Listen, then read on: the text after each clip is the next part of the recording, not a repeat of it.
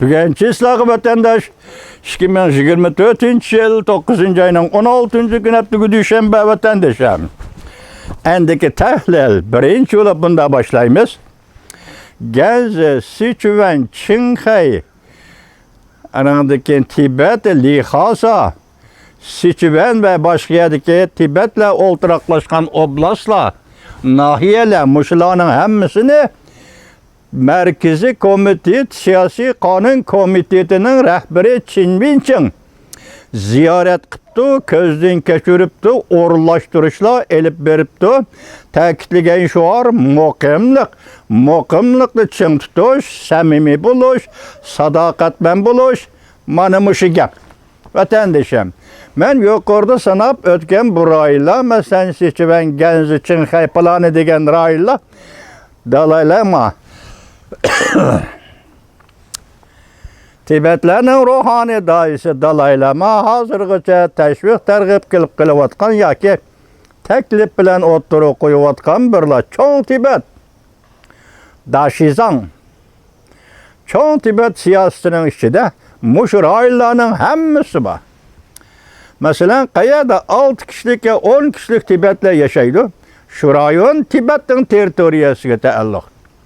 Endi siz o'ylab ko'ring, mushtaraqi Tibet hozir odatda mening anglashimcha Tibetda yashayotgan Tibetlarning nufusi 6 million.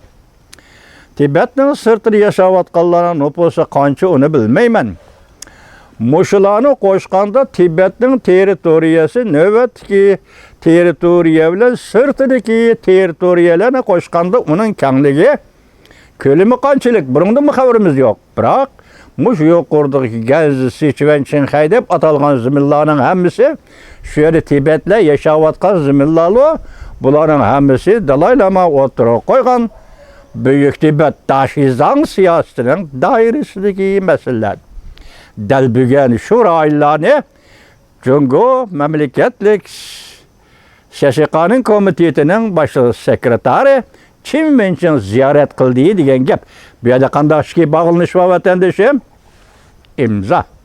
7 ayning 13 kun Amerika Qo'shma Shtatlari prezidenti Joe Biden Tibet masalasini hal qilishdan ilgari surish qonuniga imzo qo'ydi. Bugun siz Jungo Kompartiyasi qo'l silib buni ishlaysiz. Tertiplik ishlaysiz. Muqimlik ichida ishlaysiz.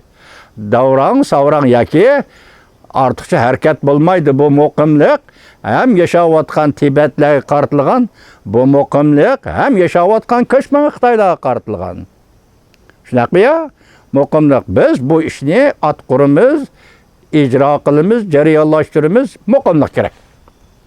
Bugun Siyosiy Qonun komitetining sekretari Çin Wincheng mushuning uchun Tibetga bordi vatandosh. Esingizdami, bu yil 6 ayning 12 kuni Amerika Qo'shma Shtatlar davlat masalasi Tibet to'g'risida Tibet masalasini hal qilishni ilgari surish qonun loyihasi ma'qulladi. 6 ayning 12 kuni, 6 ayning 18 kuni Amerika Qo'shma Shtatlar davlat majlisi vakillar umigi Nancy Pelosi xonim Mike McConnell qatorliq davlat majlisining arboblari Hindistonda Ramsalani ziyorat qildi. 6 ayning 19 kuni Hindistonning vaziri Modi Nancy Pelosi xonim boshchiligidagi Amerika Qo'shma Shtatlari davlat majlisi vakillar umigini qabul qildi. Bu ajoyib kelgan yeri. Esingizda bo'lsin, hozirgacha dedim-ku men sizga. Tibet Dharamsalada o'ltiraqlashib, siyosiy sargardon bo'lib, siyosiy panohlik tilagandan tortib toki shu kungacha Hindistonda qaysi bir rahbar Tibet to'g'risida eg'iz ochib boqqan emas. Tibet siyosati to'g'risida bir eg'iz so'z qilib boqqan emas. Dalai Lama to'g'risida bir eg'iz gap qilib boqqan emas. Butun gap Amerika Qo'shma Shtatlarining davlat axloqi, davlat siyosati, tashqi siyosati, osonliqlarga, ya'ni yer sharida osonlik deb qaralayotgan millatlarga, mazlum millatlarga qaratgan siyosatining amaliyati yoki amaliylashtirishidan aytganda Tibetlarga Amerika Qo'shma Shtatlari ko'ngil bo'lib keldi. Belki bir yer hukuk dairesiga münasebetlik bo'lsa kerak. Bu meselede Hindistan'ın hukuku nima degan meseleге mu qartilgan bo'lishi mumkin vatanda shular olib keldi. Ana Modi qabul qildi. Enadan hamma odam xo'sh bo'ldi. Davlat majlisi a'zolarini shundan keyin 19-kuni bular davlatga vatan Amerikaga qaytib keldi. 6-oyning 23-kuni Dalay Lama Shvetsariya orqali Syurix shahri orqali Nyu-York shahriga yetib keldi. Nyu-York shahrida bir oy 7-oyning 23-kuni bir kun, bir oy demelishdi bo'ldi. 7-oyning 23-kuni Nyu-York hayat mehmonxonasidan ayrildi. Hozir qayerda? Amerikada bir yerde, qaysi Washington'da yoki yana Nyu-York'da bilgili bo'lmaydi, laynama shu yerda. Angacha bo'lgan oraliqda bu tayyorliklar qayerdan qayergacha bordi. Masalan, Dalay Lama tushish kerak, vataniga qaytish kerak. Michael McConnell Hindiston daramsalarni nutq so'zlaganda, kunlarning bir kunida Dalay Lama vataniga qaytdi dedi vatandosh. Shundaqma tartiblar shundaq keldi. Endi biz Jungo Kompartiyasi kelsak, bu amaliy ishlaydigan partiya Jungo Kompartiyasi, ya'ni Jungo hukumati. Bu ishni amaliy o'rlashtirish kerak, amaliy ishlashi kerak. Bugun shuning ifoda sifatida sizlarga aytsak, oraliqda men sizlarga leksiya so'zlagani shundaq dedim. Mamlakatlik siyosiy kengashning qarmog'ida Tibet komiteti qurildi, vatandosh dedim.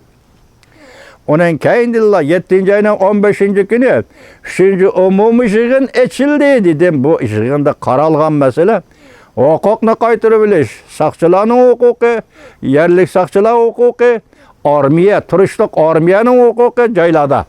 Hammasi markaz qaytarib olish. Ondan nopus aholi tizimlash, nopus daftari deganlarni amaldan qoldirish. Bu kayni-kayndan kelgan ishlar vatandosh. Moşundaq keldi vatandaşım. Bu işler tamamlanıp oldu. Şundan keyin endi bugün Tibet Xalqaro Tashviqot Targ'ibot Markazi, Tibet Xalqaro Almashtirish Markazi. Bu markazning qurilishi murosimga tayyorlik.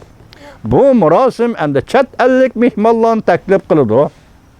G'arb dunyosi demokratik davlatlarning vakillarini taklif qiladi. Amerika Qo'shma Shtatlarining davlat majlisining vakillarini taklif qiladi. Dangdor siyosiy arboblarni taklif qiladi. Bu yerda naqlashtirish, maydonda naqlashtirish, tartib bilan naqlashtirish, murosim o'tkazib naqlashtirish, chet el muxbirlar axborot organlarini taklif qilish. Bu jarayonlarning hammasi bir-biriga qo'shilib ketgan jarayonlar. Bugün Jungo Kompartiyasi nima debdi? YouTube'ni yaxshi ko'radi ekan. Jungo Kompartiyasi YouTuberlarni Tibetga mustamlika Uyg'uristonga taklif qilibdi. Bu qatam qaraganda mushu murosimning tantanasini, mushu murosimning jarayonini Shinxuasha emas, Xinjiang gazeti emas, YouTuberlar o'xshash ijtimoiy kompaniyalar taratqular o'ddi kelib tarqitishi mumkin ekan vatandosh. Shuning uchun YouTube'ning kanallarini, YouTube'ning programmasini Jungo Kompartiyasi bu ikki rayonga, Tibetga, Xinjiangga echib etish mumkinmi vatandoshim? Xinjiangga mustamlika Uyg'uristonga echib etish mumkinmi shu ahvoldan qaraganda? Tahlil qilib ekan vatandosh. Hozir demak men dedim boshlandi dedim. İmza qo'yilib bo'ldi Tibet qonuniga. Endi uni ijro qilish Jungo Kompartiyasining qo'lida qoldi. Jungo Kompartiyasi mana mushlar yetkazgan ikki xabarga asoslanganda hozir bu ishni boshladi. Eliqi muqimlik u buni burunqi ma'nidagi muqimlik darajasi tushunmaymizmi vatandosh? Endi bu muqimlik Tibetni boshqarishning yangi siyosati. Bu yangi siyosat Tibet ruhoniy dois Dalay Lama'ning siyosatimi? Yoki Xi Jinpingning siyosatimi? Bu yerda chek-chegara bo'lishi kerak. Bu chek-chegara ham ayrilish kerak vatandosh. Shundaq bo'ldi, vaziyat shundaq keldi. Siz buning ishining vatandosh. Pakda ana shu. Men nurg'un gaplarni qilishim kerak, tuyuqsiz unutib qoldim vatandosh. Unutib qoldim. Azal diqqatim chechildi. Endi buni ham davomli so'zlaymiz. Atigi yana qanday o'zgarish oldu? Bundan qarab turamizmi? Isingiz bo'lsin. 9-oyning 2-kuni Tibet Xalqaro Teşvikat Merkezi kuruldu. 9. ayının 13. günü Merkezi Komitet, SSK'nın komitetinin sekreteri Çiminçin Tibet yukarıdaki cayları gözden geçirdi. Hem mukamlıkla ta'kidledi. Şununuz mu? İşler manımı şundak başlığını da vatandaşım. Elbette şundak başlığını iş gerek.